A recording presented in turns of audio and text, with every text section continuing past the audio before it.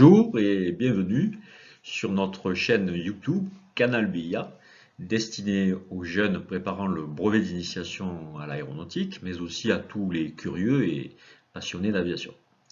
Si vous ne l'avez pas encore fait, abonnez-vous pour soutenir notre projet. L'émission d'aujourd'hui, qui fait suite aux émissions précédentes dans le domaine de la connaissance des aéronefs, est présentée par le lieutenant-colonel de l'aviation légère de l'armée de terre, la LAT, Jean-Marc Pradel. Elle a été tournée au lycée Rosa Luxembourg de Canet-en-Roussillon, qui héberge un de nos centres départementaux d'initiation à l'aéronautique et au spatial. Alors nous allons donc, pour faire suite à une première partie structure et matériaux qui fait partie du domaine 3, d'études des aéronefs et des engins spatiaux dans le programme du BIA, nous allons décrire les fuselages, donc, qui font donc partie des structures principales d'un aéronef. Jean-Marc, c'est à toi.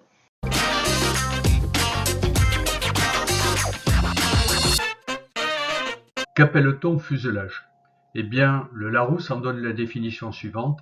C'est un corps fuselé, donc en forme de fuseau, d'un avion ou d'un planeur, reliant les ailes à l'empennage et constituant généralement l'habitacle de l'appareil. Pour illustrer cette définition, la diapositive montre des photos de l'avion Leduc 21, qui fut un avion expérimental des années 1950.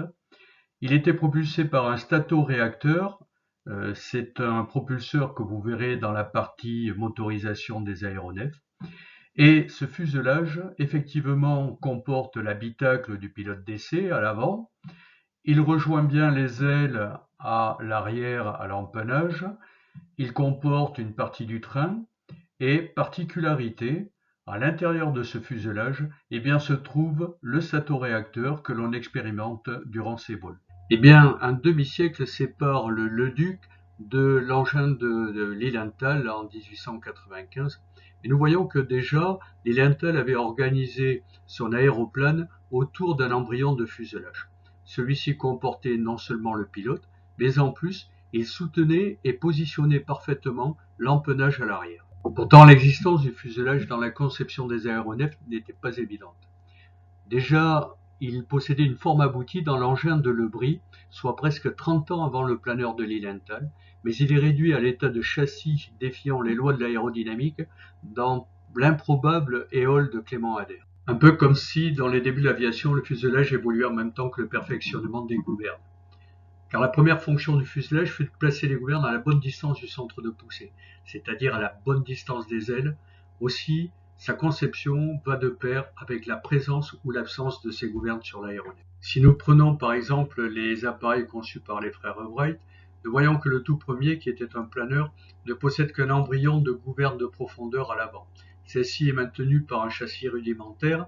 La fonction d'habitacle, elle, est assurée par les ailes, puisque le pilote se tenait à plat ventre sur l'aile inférieure. Ensuite, au fur et à mesure qu'il fut nécessaire de contrôler ces appareils soit en profondeur, soit en direction, eh bien, le châssis a évolué jusqu'à aboutir à une conception assez sophistiquée pour les gouvernes de profondeur qui se trouvaient à l'avant et les gouvernes de direction qui se trouvaient à l'arrière. Néanmoins, la fonction habitacle était toujours assurée par les ailes, puisque le pilote se trouvait soit allongé, soit assis sur l'aile inférieure, et les moteurs étaient reçus par le châssis de l'aile inférieure également. De nombreuses photos attestent que cette configuration prévalait dans les débuts de l'aviation. Nous en choisirons une, celle qui montre Rutlow aux commandes d'un avion des frères Wright, modèle B. Cette pionnière de l'aviation américaine battit le record de distance de 950 km en reliant Chicago à l'État de New York en 1916. Donc, si le positionnement des gouvernes a révélé l'importance du fuselage dans la conception d'un aérodyne, d'autres fonctions ont été rapidement ajoutées à cette structure. Parfois, il accueille la motorisation et l'atterrisseur, ce qui n'est pas toujours le cas, puisque ces organes peuvent être également supportés par les ailes, mais surtout, il permet le positionnement et l'emport de l'équipage et du chargement ou bien des passagers. Bien évidemment, le concept de fuselage s'est rapidement imposé dans la fabrication des appareils. Mais quelles sont les qualités requises pour un bon fuselage? Eh bien, en premier lieu, il est nécessaire qu'il offre une résistance très faible à la pénétration dans l'air. Parler de faible résistance à la pénétration dans l'air veut dire aérodynamisme parfait. Le Lockheed SR-71 est un exemple de cet aérodynamisme poussé à son extrême, puisqu'il lui permit de franchir la vitesse de Mach 3,32, ce qui est à ce jour le record de vitesse pour un aérodyne. À l'évidence, les lignes du fuselage du SR-71 sont parfaitement adaptées aux grandes vitesses. Néanmoins, en aéronautique, tout est affaire de compromis et on peut trouver des formes qui nous sembleraient moins adaptées, mais qui toutefois remplissent aussi cette fonction. Je vous laisse apprécier le fuselage du JB Model R, qui fut un petit avion de voltige et de course des années 30, et dont le fuselage, qui semble peu adapté à la vitesse, a été toutefois conçu derrière un moteur de 800 chevaux et permettait à l'aéronef d'atteindre la vitesse proche de 500 km/h. Remarquez que toute ressemblance avec le personnage Chupacabra des films Place n'est pas que pure coïncidence. Autre qualité requise pour un fuselage, il doit présenter un volume et un poids minimum tout en restant adapté à l'emploi prévu de l'aéronef. Les fuselages des avions militaires font souvent la synthèse de ces contraintes. Par exemple, le Mirage 4 de Dassault Aviation était un bombardier stratégique, c'est-à-dire qu'il emportait l'arme de dissuasion nucléaire, et son fuselage présente une parfaite intégration des fonctions et des missions de cet appareil. Voyons en détail comment le fuselage du Mirage 4 pouvait offrir un volume et un poids minimum tout en permettant à l'appareil de remplir sa mission. L'équipage de ce bombardier était composé de 2 personnels, un pilote et un navigateur, et nous voyons que le poste de pilotage est recouvert d'une verrière qui n'est pas panoramique puisque cela n'est pas nécessaire, ce n'est pas un chasseur, donc elle est saillante au minimum du fuselage, elle dépasse à peine et présente des parties vitrées uniquement sur l'avant et sur les côtés. Le Mirage 4 fut un des premiers appareils français à être équipé de centrales à inertie, ce qui lui permettait de s'affranchir des aléas de la navigation à vue et même des moyens de radionavigation au sol. Aussi, l'habitacle du navigateur était complètement intégré dans le fuselage, ce qui permettait d'affiner son aérodynamisme, et le navigateur ne pouvait voir l'extérieur que par 2 minuscules hublots placés de part et d'autre de ce fuselage. D'autre part, son fuselage plat permettait d'accueillir 2 réacteurs placés côte à côte, et sa longueur permettait d'adjoindre une post-combustion à ceux-ci. La longueur du fuselage était adaptée. La longueur du fuselage permettait d'escamoter totalement la jambe de train et les roues de la roulette de nez. En ce qui concerne les trains d'atterrissage principaux, les jambes de train étaient escamotées à l'intérieur des ailes, mais les roues, elles, disparaissaient totalement à l'intérieur du fuselage. Enfin, la traînée en vol était très réduite grâce à un évidement ménagé sous le fuselage et dans lequel une grande partie de l'armement disparaissait. Si la finesse des lignes du fuselage est à rechercher, néanmoins la fonction est impérieuse et le Super Guppy est un bon exemple du choix qui doit être fait. Cet appareil a été conçu dans les années 60 pour la NASA pour transporter du matériel spatial, car auparavant ce matériel était transféré à bord de bateaux par mer et était souvent l'objet de corrosion et d'attaques salines, ce qui rendait leur emploi impossible. Aujourd'hui, le concept est toujours d'actualité. Tout le monde connaît le Beluga, qui est le descendant du Guppy, et on voit que son fuselage est parfaitement adapté aux fonctions de transport des tronçons d'avions ou des ailes. On ne peut pas clore ce paragraphe sans parler des hydravions qui sont un bon exemple du choix qu'il faut faire entre volume et poids minimum et fonction impérieuse de l'aéronef. Continuons à passer en revue les qualités d'un fuselage. Eh bien, la troisième qualité requise pour celui-ci, c'est la résistance. En effet, le fuselage est le point de convergence de toutes les contraintes. Celle des ailes, celle parfois de la motorisation, toujours celle du train d'atterrissage lorsqu'il lui est fixé, et en permanence celle du poids, du fret ou des passagers. Je vous laisse apprécier sur la vidéo suivante la résistance du fuselage de cet appareil à l'atterrissage. Малый газ, 85 выравнивай,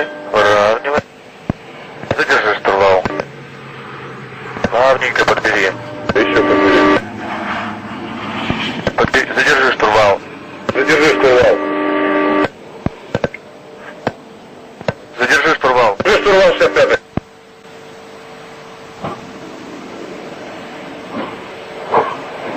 La solidité du fuselage est d'autant plus importante qu'il est parfois la seule protection de l'équipage et des passagers pour leur survie.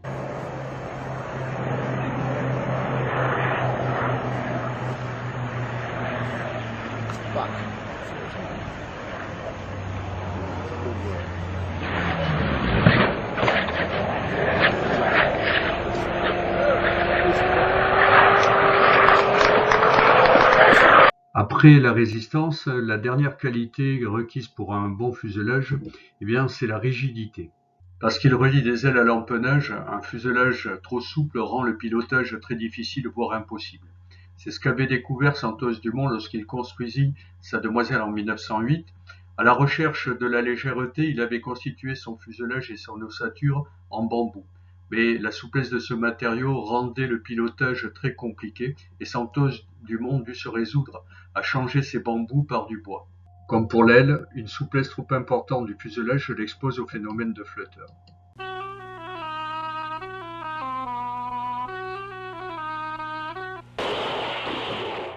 Les fuselages des premiers aéroplanes étaient fabriqués autour de longerons placés dans le sens de la longueur et de traverses qui, elles, étaient placées perpendiculairement à ces longerons et qui les reliaient entre eux. Ces traverses définissaient la forme et le volume du fuselage. On augmentait le tout en rigidité en tendant des fils d'acier, appelés cordes à piano, entre les différents points de raccordement des traverses et des longerons. Des renforts étaient ensuite aménagés aux zones soumises aux fortes contraintes, par exemple la fixation du moteur ou du train d'atterrissage, ou soumises également à un point important comme le poste de pilotage. Cette conception porte le nom de structure en treillis. Elle a l'avantage d'avoir une réalisation très simple. En revanche, l'inconvénient provient des nombreux points de fixation des éléments entre eux, qui sont autant de zones de fragilité potentielles. S'ajoute à cela le poids non négligeable des systèmes de fixation eux-mêmes. Remarquons que le fuselage n'est pas totalement recouvert, seule la partie avant et le poste de pilotage est protégé par un revêtement de bois ou de toile. Le moteur, quant à lui, possède un capot en métal. Cette structure en treillis est toujours utilisée lorsqu'on conçoit des appareils légers tels que le Jodel D-119, qui est un appareil d'aviation de loisirs. Nous voyons sur la diapositive un schéma de sa structure. Nous remarquons la présence des longerons, au nombre de 4 ici, et ensuite de nombreuses traverses qui les relient. Les zones soumises à des contraintes sont doublées et renforcées de cloisons, c'est-à-dire des structures qui vont couvrir complètement la partie qui doit être protégée. La première s'appelle la cloison pare-feu puisqu'elle va supporter le châssis du moteur et le séparer du reste de l'habitacle. Le reste des cloisons est disposé autour de l'habitacle afin de protéger celui-ci. Au-dessus du fuselage, nous observons des cintres qui sont des structures en demi-lune qui vont donner un peu plus de galbe à ce fuselage et supporter les lisses sur lesquelles vont se fixer les panneaux de revêtement. Le revêtement lui-même peut être constitué de dacron ou de bois, étant donné que les moteurs actuels sont suffisamment puissants pour emmener le tout.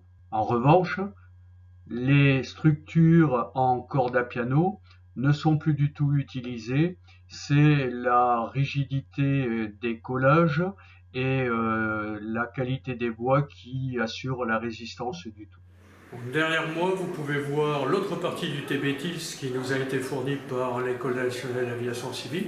C'est la partie arrière de cet avion, composée de son empennage, dérive et plan horizontal, et d'une partie de son fuselage. Donc sur cette partie de fuselage, nous retrouvons un cadre qui va donner la forme du fuselage, un deuxième cadre à l'intérieur, et nous pouvons remarquer qu'en dehors de cette structure-là qui est renforcée pour le support de la dérive, nous n'avons pas sur cet appareil de lisse. En fait, la rigidité de l'ensemble n'a pas besoin de lisse puisque à la place, on va mettre un revêtement métallique qui est un revêtement qui sera riveté et ce revêtement contribue à la rigidité de l'ensemble. C'est un revêtement travaillant. En fait, les lisses, nous les retrouvons ici, dans cette partie du fuselage où il y a énormément de contraintes et dérives et plans horizontal. Ces lisses sont posées sur des cadres, les cadres qui terminent le fuselage. Donc remarquez toujours le même principe, c'est que comme pour l'aile, c'est creux à l'intérieur, ce qui permet de faire passer ici les commandes du feu de position, les commandes du trim, nous les avons ici, et effectivement les commandes de la profondeur et de la dérive que nous avons comme à l'intérieur de l'aile, toujours les mêmes structures, ce sont des tubes creux, allégés, très rigides et qui permettent de transmettre les mouvements sans aucune gêne à l'intérieur du fuselage. La structure en treillis peut être également réalisée en métal. Pour cela, on va utiliser des tubes que l'on va soit visser, soit souder entre eux. Et lorsqu'on va dessiner ces structures, on va intégrer au maximum des triangles, car le triangle est la figure géométrique qui résiste le mieux à la déformation. On obtient des fuselages qui sont à la fois rigides, résistants et très légers. Ce sont ces types de structures qui ont été utilisés pour fabriquer les Piper et les PA. Les Piper et PA sont une grande lignée d'appareils qui ont été conçus au début des années 30, qui ont été utilisés par les Américains durant la Seconde Guerre mondiale pour guider les tirs d'artillerie. Bon nombre d'entre eux étaient encore en service pendant la guerre du Vietnam. Ils étaient surtout utilisés pour la reconnaissance et pour prêter assistance aux pilotes qui étaient abattus dans la jungle vietnamienne. Beaucoup d'entre eux volent encore et rendent de bons services dans les pays qui ne peuvent pas avoir des pistes en relatif bon état. La structure tubulaire en métal est beaucoup utilisée aujourd'hui pour la conception des ultralégers motorisés.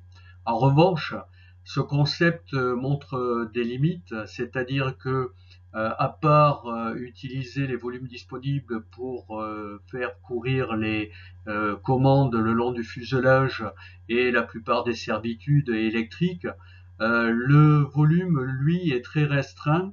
Il est limité par l'intégration des triangulations pour rigidifier l'ensemble et la capacité d'emport en fret et en passager s'en trouve largement limitée. Si le fuselage en treillis, qu'il soit en bois ou métallique, a vu le jour avec les tout premiers aéroplanes, très rapidement un autre concept a dû s'imposer, c'est celui de la structure en semi-monocoque. Ainsi, au fuselage aux lignes très anguleuses, ont succédé des fuselages aux lignes beaucoup plus épurées et beaucoup plus proches du fuseau. Un des premiers avions à présenter ces lignes, et c'est un avion qui est magnifique, c'est l'Albatros DV, qui est un appareil allemand des années 1917 et qui présente un fuselage issu de cette nouvelle conception. Si l'on observe l'intérieur du fuselage de cet appareil, on s'aperçoit que les travers sont disparus.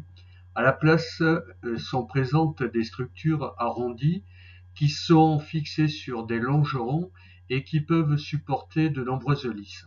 En effet, les traverses limitaient la géométrie du fuselage puisque ce ne sont ni plus ni moins que des baguettes de bois que l'on assemble entre elles.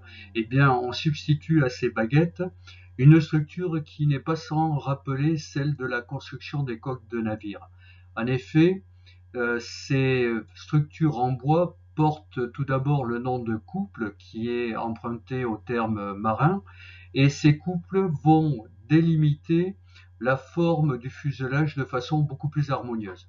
En général, ces couples sont constitués d'une seule pièce, ce qui permet de limiter les multiples zones à risque que représentaient les fixations entre les traverses et les longerons. Et ensuite, ils permettent également de libérer un espace intérieur qui peut être mis à profit pour démultiplier des commandes ou embarquer du fret. Prenons comme exemple un tronçon d'une structure réalisée d'après ce concept de semi-monocoque. Eh bien, nous y retrouvons des couples qui, d'après la terminologie beaucoup plus moderne, ont pris le nom de cadres. Nous voyons que ces cadres sont fixés sur des longerons qui en assurent l'échelonnement tout au long du fuselage, qu'ils reçoivent de nombreuses lisses Ils sont parfois surplombés de cintres lorsque ces cadres sont limités à une partie de la section du fuselage et complétés par des cloisons lorsque la zone est fortement sollicitée en contrainte. Pour résumer ce qu'est une structure semi-monocoque, c'est une structure qui utilise des couples ou cadres en lieu et place des traverses. Ces cadres sont des pièces qui sont généralement usinées d'un seul tenant, largement évidées à l'intérieur de façon à ménager un espace libre. Ces couples sont soit disposés sur des longerons, mais si l'on veut gagner en plus du poids, on peut supprimer ces longerons et ne conserver que des lisses qui permettront de disposer les cadres à l'intérieur du fuselage, mais également de recevoir un revêtement qui peut être un revêtement souple comme un entoilage ou bien un revêtement plus rigide comme du bois ou du métal.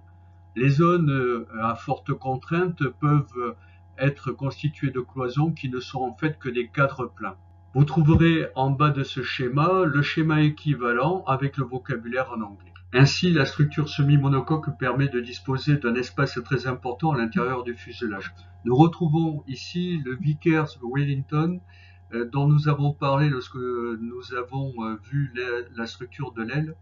Et nous remarquons que pour son fuselage comme pour son aile, les lisses sont des lisses non pas dans le sens longitudinal de la structure, mais plutôt disposées en diagonale, ce qui permet encore plus de rigidifier l'ensemble et qui a permis à bon nombre d'appareils de rentrer d'opération avec de fortes dégradations de son fuselage sans que celui-ci ne cède.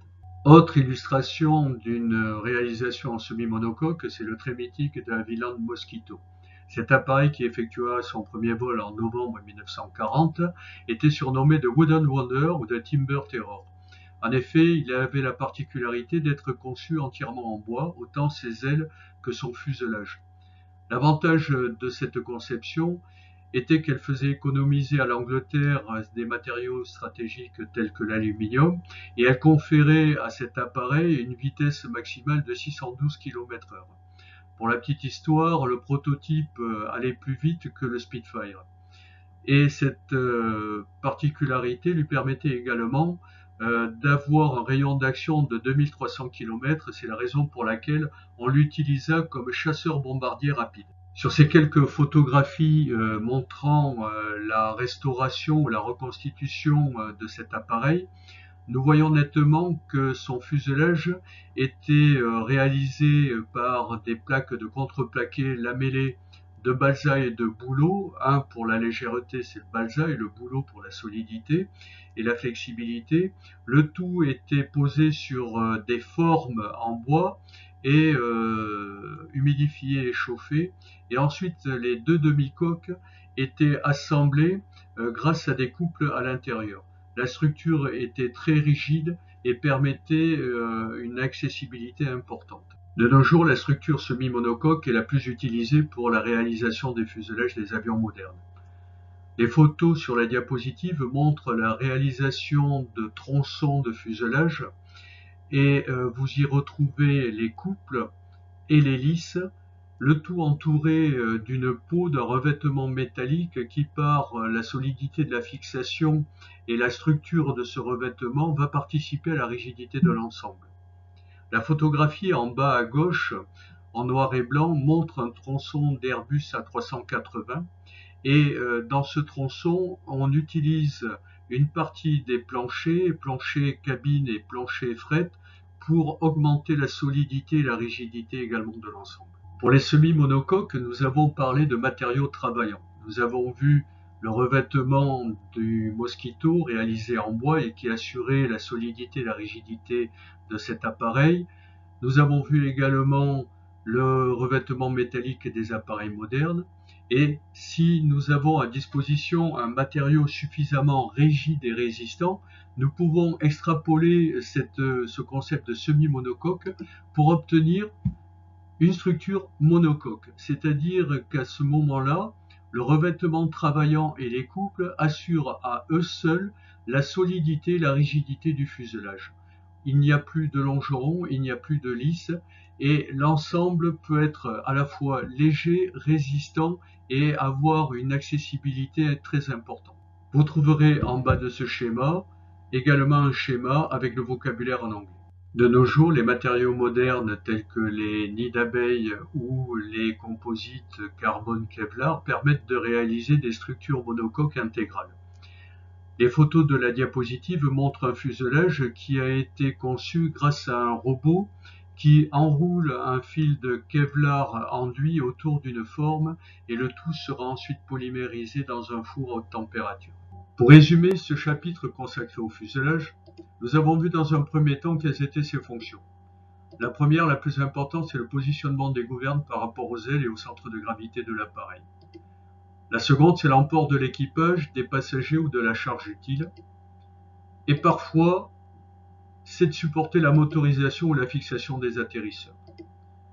Ensuite, nous avons vu les qualités requises pour ce fuselage, la faible résistance à la pénétration dans l'air, le volume et le poids minimum mais adapté à la fonction de l'aéronef, la résistance et la rigidité sont les qualités requises pour un bon fuselage. Enfin, nous avons vu quelles étaient les conceptions et les structures possibles pour ce fuselage, la structure en treillis, la structure semi-monocoque et enfin la structure monocoque. J'espère que cette petite présentation vous aura permis de consolider ou d'augmenter vos connaissances concernant le fuselage. Il y a toutefois une chose que je n'ai pas précisée car elle paraît évidente, c'est que le fuselage comprend le plan de symétrie de l'appareil. Généralement, il divise l'aéronef en deux parties, symétriques et opposées. Je dis bien généralement car en aéronautique, tout est affaire de compromis et il ne faut pas avoir de préjugés. Aussi, avant de clore ce chapitre, je vous propose d'essayer de découvrir où se trouve le fuselage de cet appareil de reconnaissance allemand de la Seconde Guerre mondiale.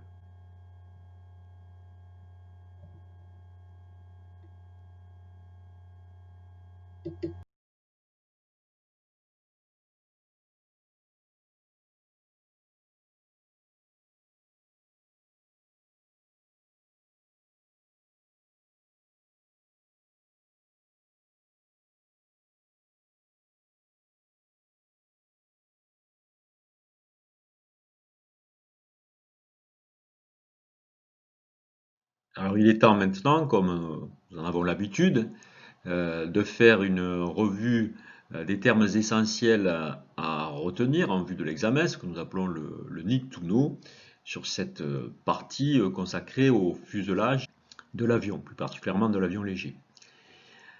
Alors évidemment les termes cadre et couple ou couple et lisse qui assurent la rigidité du fuselage, les structures en treillis, la structure monocoque, qui sont les principales structures employées en aviation légère.